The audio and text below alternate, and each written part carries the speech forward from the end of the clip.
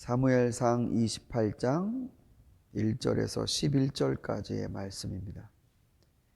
1절에서 11절 한 절씩 읽겠습니다. 그럴 즈음에 블레셋 사람이 이스라엘에 쳐들어가려고 모든 부대를 집결시켰다. 그러자 아기스가 다윗에게 말하였다. 귀관이 나와 함께 출정하여 한다는 것을 알고 있을 줄 아오. 귀관은 부하들을 거느리고 직접 출정하시오.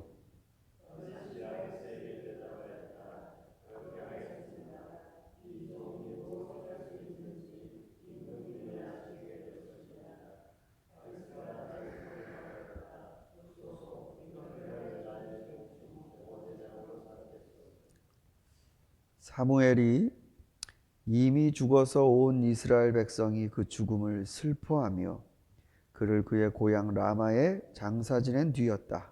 그리고 사울이 나라 안에서 무당과 박수를 모조리 쫓아낸 때였다.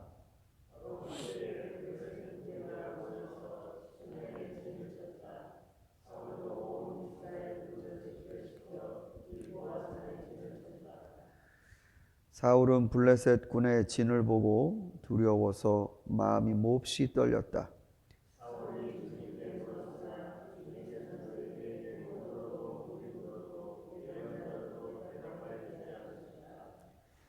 그래서 사울은 자기의 신하들에게 명령하였다. 망령을 불러 올리는 여자 무당을 한 사람 찾아보아라. 내가 그 여인을 찾아가서 물어보겠다. 사울의 신하들이 그에게 말하였다. 엔돌에 망령을 불러 올리는 무당이 한 사람 있습니다.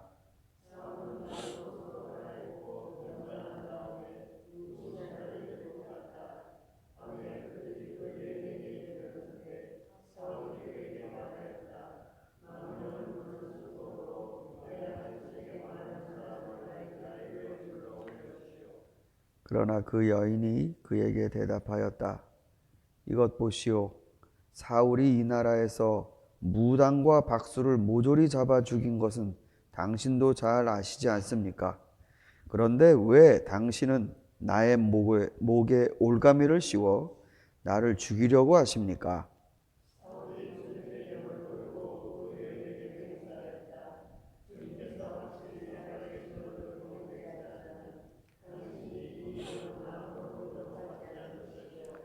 그 여인이 물었다. 내가 당신에게 누구를 불러 올릴까요? 사울이 대답하였다. 나에게 사무엘을 불러오시오. 다윗은 가드 왕 아기스에게로 가갔고 시글락이라는 지역을 불화받고 그의 용병이 되어서 그러니까 일종의 망명자로서 이제 블레셋 사람처럼 살아가는 요때입니다. 근데 아기스가 이스라엘과 전쟁을 치르는데 다윗에게는 이것이 위기가 아닐 수 없습니다. 다윗이 블레셋과 전쟁을 한다고 하면 예전엔 당연히 이스라엘의 장수였지만 지금은 블레셋의 장수입니다. 그러나 실질적으로 다윗은 이스라엘의 사람이고 이스라엘을 지키는 여전히 목동의 마인드를 갖고 있는 사람입니다. 큰 위기입니다. 그런데 오늘 우리가 읽은 본문엔 더 큰 위기를 맞는 사람이 나옵니다. 바로 사울입니다. 사울의 위기는 지금 블레셋이 쳐들어왔다라는 이 현실적인 큰 위기가 하나 있고 이거보다 더 큰 문제는 하나님이 대답을 안 하세요. 하나님께 물어도 답이 없으시다. 즉 영적인 의사소통이 막혔습니다. 자신은 하나님께 올바로 물어보고 하나님의 말씀, 하나님의 계시를 듣는 이거를 중심에 딱 놓고 박수와 무당을 몰아냈던 일종의 사울 나름대로의 종교개혁을 했던 적도 있습니다. 그러나 하나님이 말씀을 안 하시자 하나님의 말씀이 안 들려오자 자기가 청소했던 그 쓰레기통을 다시 뒤집니다. 그래서 영혼을 불러올 줄 아는 한 그 엔돌의 망령을 불러오는 자에게 찾아가 사무엘 좀 불러다오 그러는 겁니다. 사무엘 좀 불러다오. 우리 사랑하는 성도 여러분, 우리도 때때로는 기도가 막힌다, 기도가 안 나온다, 혹은 기도를 해도 하나님이 응답지 않으시는 것 같다, 이런 생각과 마음을 갖게 됩니다.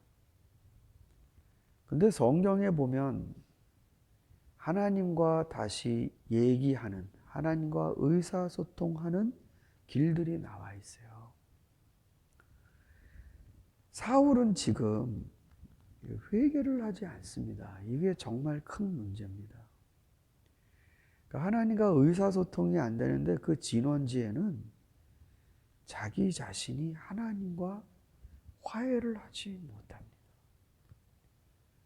왜 그렇습니까? 늘 이제 반복적으로 말씀드리는 거지만 하나님이 우리를 창조하시고 우리 안에 영혼을 두실 때 하나님과 우리가 교통할 수 있는 그 영적 공간, 마음, 내면, 중심, 거긴 하나님이 우리에게 두신 일종의 대사관 같은 겁니다. 대한민국이 호주 안에도 대사관이라는 영역을 갖고 있듯이 거긴 하나님의 영역이고 그게 있어야 하나님의 거룩한 임재가 체험됩니다. 여러분, 이것들이 제대로 하나님이 우리 안에 그 영적인 하나님의 거소에 계시는 이게 없잖아요? 그러면 교회가 이상하게 바뀝니다. 중세교회를 보시면 유럽 여행을 갔다 오시면 여러분이 많은 성당도 보시고 그러실 텐데 내면의 성소, 하나님이 내 안에 계시는 그 내면의 성소가 없으면 바깥이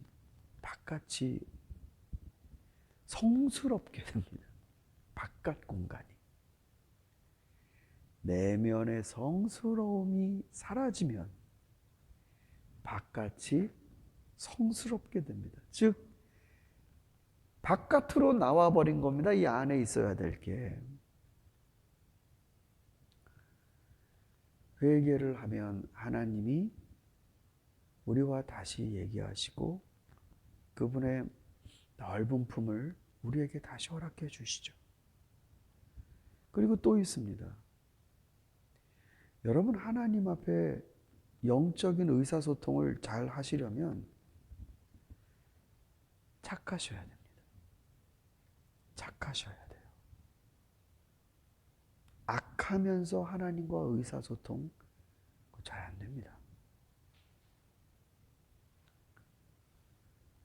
갇힌 자를 놓아주고 굶주린 자에게 먹을 것을 주며 가부와 고아를 돌보고 내 골육을 피하지 않을 때 네가 나를 부르면 내가 여기 있다 하겠다.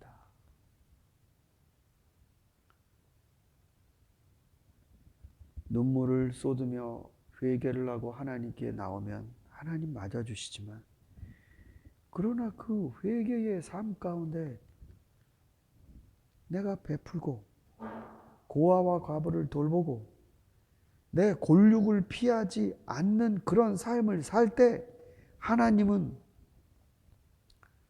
내가 여기 있다. 네 앞에 네 뒤에 내가 너를 호위하리라. 너는 물단 동산 같겠고 때에 따라 너의 열매를 맺으리라. 이게 이사야서의 말씀입니다. 한참 예루살렘이 바글바글했었어요. 그러니까 유다가 망할 때, 북이스라엘이 망할 때 성소와 성전에 사람이 없었는가? 그게 아니에요. 바글바글했었습니다. 근데 하나님이 선지자들을 보내서 백성들에게 계속 하시는 말씀이 여기가 안전하다 안전하다 안전하다 하는 말을 너희는 믿지 말라. 너희는 너희 마음에 주를 만나기 위해 네 손에 피를 씻어라. 그 손을 들고 찬양을 부르는 너희들의 목소리가 난 너무 시끄럽다. 아주 그냥 적나라한 단어로 선지자들이 예언합니다. 니네들 찬양하는 소리가 내 너무 시끄럽다. 손에 피를 묻히고 찬양을 한다. 사랑하는 성도 여러분, 주님과 정말 기도를 잘 하셔야 되지 않겠습니까? 내 마음이 저 위에 계신 하나님을 부르짖는 게 아니라 여기 계신 하나님께 부르짖는 것. 여기서 만나셔야 돼요. 여기서. 다윗은 못된 짓 저지르고 참 인간으로서는 할 수 없는 그런 생각도 꾸몄지만 그 사람 그래도 여기가 살아있었어요. 나를 주님 앞에서 멀리하지 마시고 저를 아예 새롭게 창조하여 주십시오. 하나님께 기도를 합니다. 그러자 하나님 보내시는 선지자가 다윗에게로 가. 하나님의 말씀이 다시 찾아옵니다. 사랑하는 성도 여러분, 여러분과 제 삶 가운데 이렇게 사울처럼 하나님과의 교통이 꽉 막히는 이런 일이 없기를 바랍니다.